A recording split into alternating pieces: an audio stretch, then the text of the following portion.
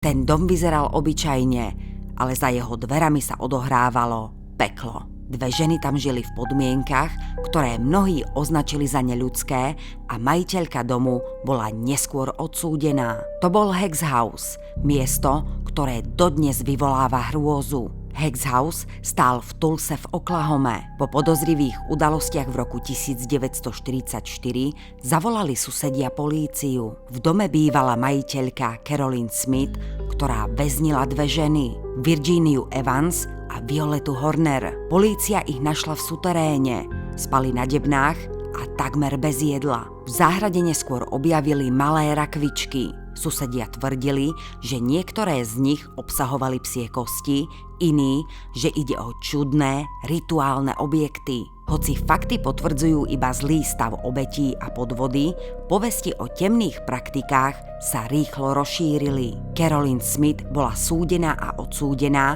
za manipuláciu svedkov a podvod.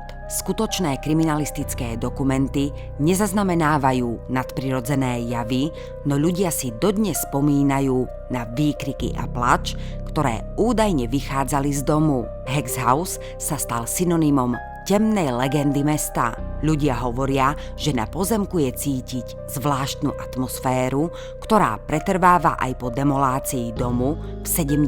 rokoch. Po dome dnes zostali len schody, ktoré viedli k vchodu a základy. Susedia tvrdia, že niekedy počujú kroky a tichý šepot. Hex House je príkladom toho, ako sa skutočný zločin dokáže zmeniť na mestskú legendu. 2 ženy, kruté podmienky, majiteľka odsúdená za podvod a dom, ktorý už nestojí, ale príbeh, ktorý sa odohrával za jeho stenami, prežil. A na mieste, kde kedysi stáli steny Hex House, zostáva temná spomienka.